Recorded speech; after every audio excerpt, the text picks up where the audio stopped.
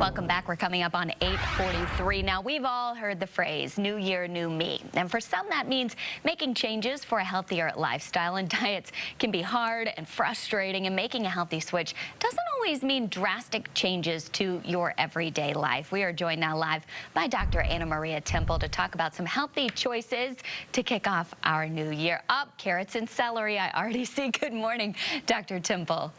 Good morning. It's so great to be here. It is a perfect time to talk about healthy changes, right? It's January. It is, and we're not too far into the month, and actually it's always a good time to make those healthy changes because it all starts with our immune system. I mean, we've talked about COVID till we're blue in the face, but we all need we all need a good immune system no matter what we catch.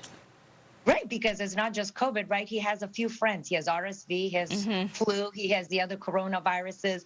I mean, our body is under constant attack daily. It's not just during COVID pandemic. And our immune system is the one sure thing that we have to prevent all these different illnesses. And it really starts with kind of what we fuel our bodies with. Yeah, and you know, one of the things when people see me coming, they're like, oh, here she comes. She's going to take away our chips. She's going to take away our granola bars and our sports drinks. What I'm proposing today is why don't we do the crowding out method? So if you love this lovely beverage, right? We know it's not good for us. It's full of sugar and food coloring, but it's delicious. But instead of saying never, why don't you drink a bottle of water before you indulge into a few sips of this lovely colored sports drink? And now you're not feeling deprived. What if you are dying to have granola bars? Instead of saying never granola bars, I prefer it, but it's not feasible for everybody. How about we choose a fruit to satisfy our appetite for something sweet before we take a bite into the granola bar? The same thing goes with chips. It's a big bag. So a lot of people want chips and like, well, instead of like, you can never have chips, how about you do some vegetables, maybe in a hummus dip, guac dip, ranch dip, fill your belly up with fruits and vegetables, and then indulge in a few chips instead of a whole bag. Because sometimes when you say no, not at all, it kind of makes some people want it even more, or especially kids. If you say no, never soda, never any of those things that they know taste good or they see their friends eating.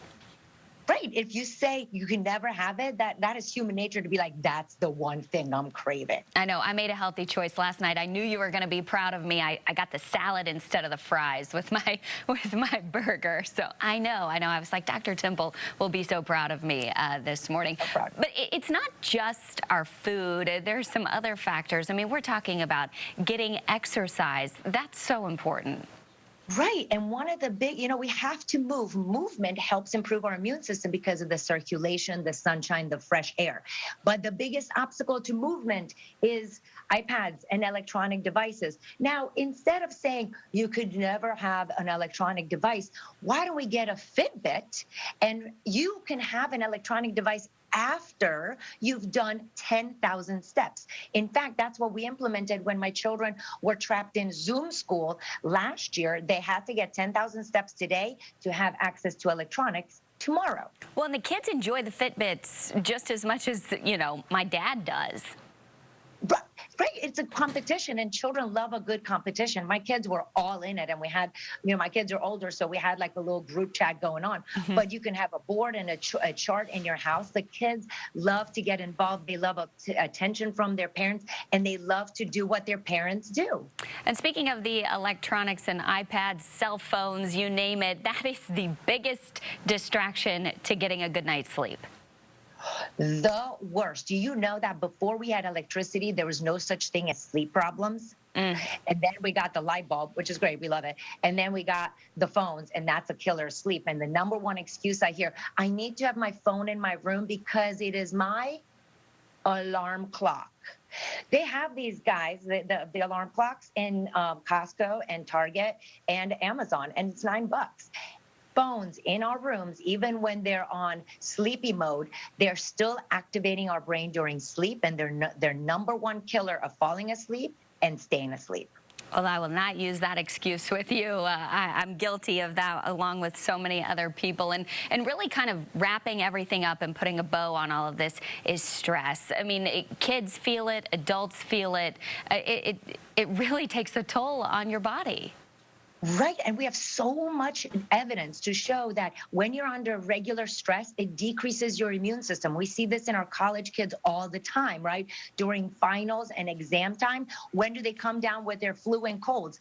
At the end of the semester. So instead of scrolling on your phone before bed, so again, not never, but use your phone during the day, and before bed, read some amazing literature like this amazing book here that we have.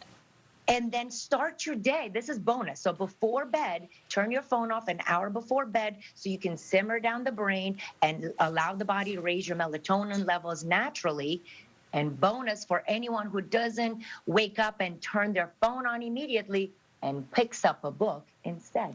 Oh, there you go. Dr. Anna Maria Temple, we appreciate your advice. As always, it's good no matter what your age is. We appreciate your time here on Queen City News Now. Thank you. So great to be here. We hope you guys stay well. You too.